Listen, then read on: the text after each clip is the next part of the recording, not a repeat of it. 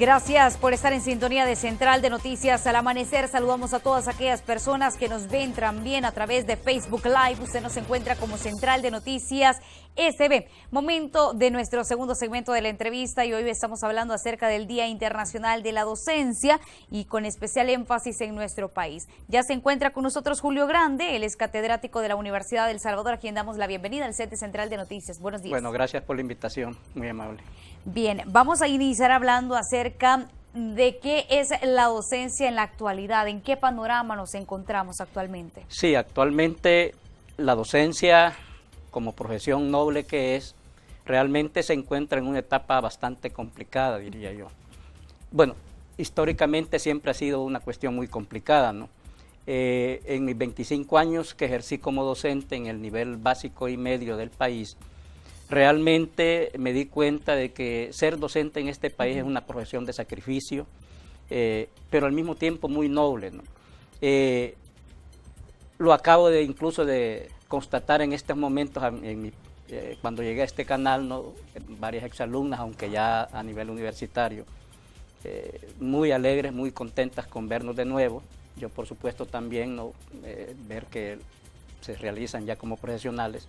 Pero lo que quiero decirle es que realmente, además de ser una profesión muy noble, realmente es una profesión de mucho sacrificio. Para empezar, el salario sigue siendo muy bajo. La atención médica hospitalaria que se le brinda al magisterio sigue siendo deficiente, y eso yo lo constaté durante toda mi vida. Insisto, quizás las gratificaciones que uno al final recibe en su vida son el aprecio que los alumnos le muestran en el futuro, y verlos uno ya formados, pues destacándose incluso en el campo profesional, como es incluso el caso suyo, ¿no? Pero en resumen, yo siento que realmente, insisto y quiero decirlo muy bien con esa expresión, es una profesión muy noble, de mucha importancia para el desarrollo del país, pero lamentablemente muy poco valorada, creo yo. Me gustaría que ampliáramos varios aspectos, por ejemplo, en un primer plano, el tema de la formación docente. ¿Qué énfasis le están dando las autoridades a ese sector en cuanto a la formación? Bueno, ciertamente en los últimos años la formación docente ha adquirido un impulso, pero no el impulso que realmente debería de tener, ¿no? Sí. Esto es por varios factores. Uno de ellos, el poco presupuesto que realmente se asigna a este rubro, ¿no? Okay. Recordemos que en general el presupuesto de educación es un presupuesto muy bajo, no llega ni siquiera a la media de la región centroamericana, andamos por el 3.39 del PIB, lo cual realmente no logra llenar las expectativas que se desearían para un país que quiere desarrollarse, ¿no? Yo creo que realmente el principal reto que hay que superar es ese. Pero además, el otro problema que tenemos es el problema de la motivación. Muchos maestros, precisamente por la situación socioeconómica que viven, no se ven motivados a capacitarse. Y a eso agréguele que las capacitaciones no son constantes realmente, ¿no? Entonces, eso se traduce en una deficiencia para el sistema educativo en general. Si lo vemos en cuestión de consecuencias, ¿qué es lo que estaríamos obteniendo a largo plazo si la situación se mantiene tal como está en cuanto al tema de los salarios, en cuanto al tema de la formación docente, en cuanto al tema de la capacitación, o por lo menos seguir emprendiendo una nueva carrera, una nueva licenciatura, un máster, por ejemplo, sí, en el caso de los que ya egresaron? Sí, es que el problema es que se torna cada vez un poco más complicado, ¿no? Si uno ve, por ejemplo, las cifras, aunque no hay que reducirlo obviamente todo a lo económico, pero es un rubro importantísimo, el presupuesto incluso de educación para el próximo año va a disminuir, según la información que se tiene, en 14 millones de dólares, ¿no? Esto obviamente va a afectar todos los programas que el Ministerio de Educación tiene, y uno de ellos indudablemente va a ser el de la capacitación docente, no el de la formación docente. Ya de por sí, y esto yo lo digo con toda propiedad por mi experiencia y también por ser docente universitario actualmente, de que sí, nuestros docentes que están egresando de las universidades de El Salvador, sí están saliendo con mucha deficiencia. Yo lo digo y porque me consta, insisto, y algunos a lo mejor pues hasta me reprochen decirlo, pero hay profesores por decirlo así, con pésima ortografía, y eso no puede ser. Si un profesor está mal formado académicamente, difícilmente va a poderle aportar al desarrollo de este país y a la juventud que tanto lo está necesitando ahorita, ¿no? En ese sentido, me es necesario también hacer énfasis a los años 70, años 80, donde también se intentó impulsar una reforma educativa. ¿Cómo vamos encaminados, por ejemplo, en ese tema? Pues si es que el problema se reduce, como le decía, ya en los aspectos que toqué, pues usted no puede impulsar un desarrollo educativo cuando la infraestructura educativa del país realmente está en condiciones bastante deplorables en muchos casos, ¿no? Las escuelas no cuentan con laboratorios, las escuelas no cuentan con el acceso a internet, por ejemplo. Se podría decir que no hay didactismo en nuestro país. Exactamente, ¿verdad? Y entonces se va haciendo lo que se puede. Y entonces eso no es correcto para impulsar un desarrollo educativo y obviamente el desarrollo del país, pues. Ya hemos abordado el tema económico, el tema de la formación, pero también hay otros detonantes que inciden también muchas veces en la labor del sector docente y en el caso de El Salvador, la delincuencia. Por supuesto. Hace poco se dieron algunas cifras de que más o menos unos 12,000 estudiantes desertan del sistema educativo precisamente por la violencia. Yo creo que incluso el dato es un tanto conservador. No lo estoy poniendo en duda, pero creo yo que puede ser mucho más alto. Porque ciertamente la situación de la violencia por la cuestión de las pandillas y todo lo que conocemos es una situación sumamente complicada. Y en las comunidades rurales, en las comunidades urbanas, la situación es realmente caótica en muchos casos. Me consta porque compañeros docentes me lo comentan, de que incluso ellos pues llegan con mucho temor a las instituciones, ¿no? Y prácticamente no pueden imponer la disciplina que normalmente, digo yo, debería de imponerse, porque precisamente el estudiante, como le dicen, entra en conflicto el cómo educar. Y uno no quiere precisamente tener problemas con nadie en este país, porque uno no sabe con quién se está metiendo, como lo decimos en cualquier plática que pudiéramos tener, ¿no? Claro, el sector docente, sobre todo si hablamos, por ejemplo, en el tema de las universidades, en el caso de la Universidad de El Salvador, es necesario hacer énfasis en que tampoco se está haciendo un relevo generacional y eso también está quitando oportunidades a las nuevas generaciones. Es que efectivamente es cierto lo que usted está diciendo, pero fíjese que incluso la situación tiende a complicarse más. Y quiero tocar este punto. Con la reforma que se ha hecho al sistema de pensiones, bueno, los docentes que ya estamos entrados en algunos años, hay que pensarlo muy bien si nos vamos a retirar o no, porque ¿qué voy a ir a hacer yo con un salario de menos de $700? Exactamente. Entonces, tiene que uno aguantar hasta donde sea posible, pues hasta donde las ganas le den y la salud le dé. Por lo tanto, el relevo generacional en ese campo, en esa área, va a tener que esperar años. No es cuestión de que uno se va a ir porque ya di mis servicios a la patria, etcétera, etcétera, etcétera, ¿no? También uno tiene que vivir dignamente, pues. Claro, si hablamos de vivir dignamente estaríamos hablando de varios factores y en ese sentido me es importante preguntarle si realmente las autoridades del Ministerio de Educación, porque hay que hacer énfasis también en que hay una reducción de presupuesto que es bastante significativa, son 14 millones por lo menos. Y cada año se ha ido reduciendo. ¿Y eso en qué sentido les está afectando? Porque sabemos que son múltiples las áreas, no hay capacitación docente, no hay el tema de material didáctico en las universidades, el tema de la infraestructura es otro fenómeno que también les afecta a ustedes al momento de impartir una clase, ¿no? Sí, fíjese que, por ejemplo, la Universidad de El Salvador, y le pongo el ejemplo que más conozco, sí. La Universidad de El Salvador tiene ahorita un presupuesto anual de 73 millones y centavos.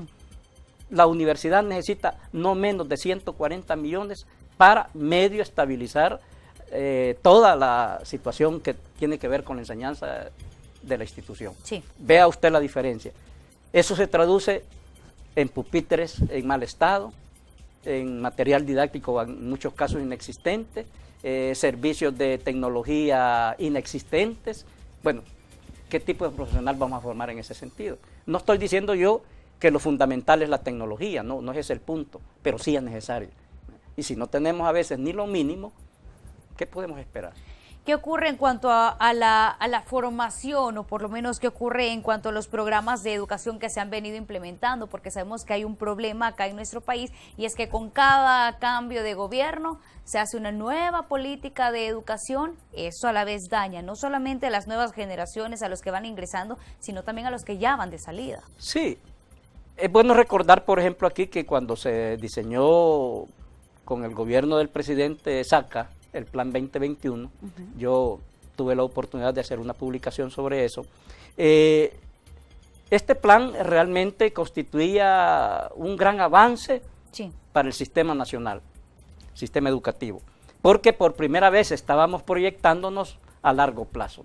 Pero efectivamente lo que usted dice, aquí cada gobierno llega con una nueva política. Y eso no es bueno porque evidentemente vota todo lo anterior. Exactamente. ¿Verdad? Entonces no nos permite avanzar, no partimos de lo que ya tenemos, sino que como que venimos a hacer algo nuevo. Y eso viene con la entrada en vigencia de cada nuevo gobierno. Exacto, ¿no? Esos son los problemas que hemos tenido históricamente en este país. Entonces, en ese marco es casi difícil que el sistema y el país avance. Eso está explicando por qué estamos viviendo esta situación incluso con la juventud actualmente. No se previó, después de la firma de los acuerdos de paz, estos problemas que se podían venir en el periodo de la posguerra, ¿no?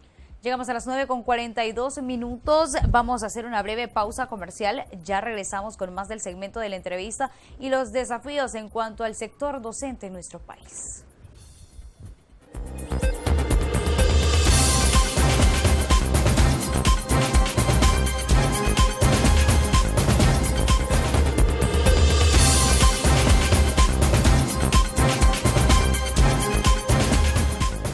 Gracias por continuar en sintonía de Central de Noticias al Amanecer. Nosotros continuamos abordando el tema de los desafíos en la docencia en El Salvador y continúa con nosotros Julio Grande, catedrático de la Universidad de El Salvador. Antes de continuar con nuestro segmento de la entrevista, también queremos presentarles que la mística del profesor en el aula ha cambiado significativamente en los últimos años. La inseguridad y además las nuevas disposiciones por parte de las autoridades son algunas de las variables.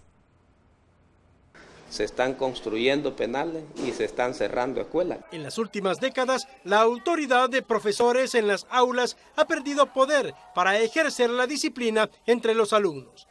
Hay razones legales y también temores por amenazas a su integridad física. El docente imponga disciplina en el aula, entonces eso ocasionaría un grave riesgo a la salida del centro escolar.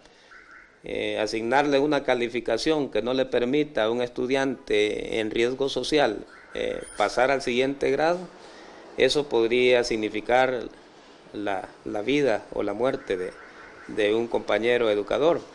También el hecho mismo de negarse a entregar un certificado a un estudiante que ni siquiera está matriculado en el centro escolar, ¿verdad?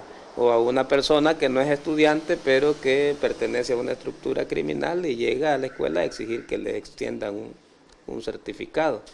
En el sector sur, por ejemplo, de la capital, estimamos que más del 70% de los educadores están siendo víctimas del fenómeno de la extorsión. Además, las disposiciones legales de sobreprotección a los menores de edad inciden en la mística disciplinaria del docente, especialmente con los alumnos que rebasan la mala conducta y llegan al límite del delito.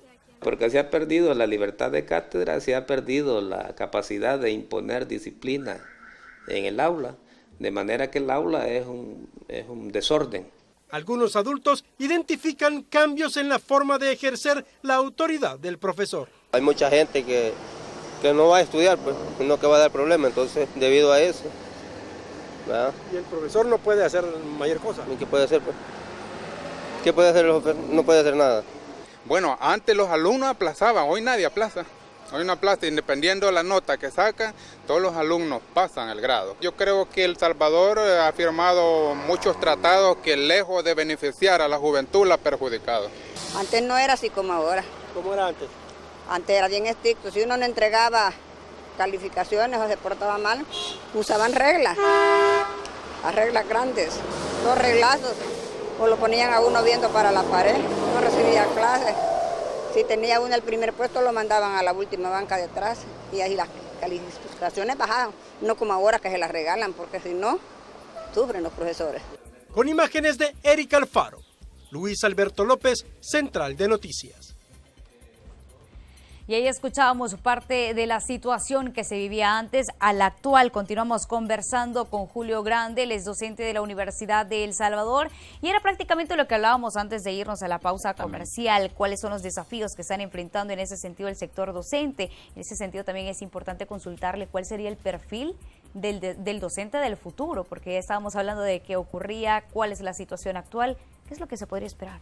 Bueno, primero el docente, a mi juicio, debe tener una formación académica aceptable, sólida, en la materia que imparte, ¿no? Una condición moral también, obviamente, buena, diría yo, ¿no? Respeto, pues, por los alumnos y respeto hacia sí mismo también, por respeto por los compañeros, porque precisamente muchas escuelas son un problema esa interrelación entre docentes, ¿no? Yo creo que esos son los pilares fundamentales ¿verdad? Pero, repito, esto pasa también porque el mismo Estado le brinda al magisterio, al maestro, las condiciones necesarias para que pueda ejercer su labor también. Prácticamente eso es lo que viene sucediendo al interior de las instituciones públicas de nuestro país, pero también es necesario que hablemos qué es lo que ocurre al interior, por ejemplo, de los colegios privados. Sí, los colegios privados obviamente actúan con otra lógica. Primero, hay que decirlo claramente, con la lógica del lucro, ¿no? Es un negocio, pues eso no lo podemos perder de vista. Y las condiciones de los estudiantes que llegan precisamente a los colegios privados tienden a ser un tanto mejorcito, digámoslo, económicamente con respecto a los que van a la escuela pública, ¿no?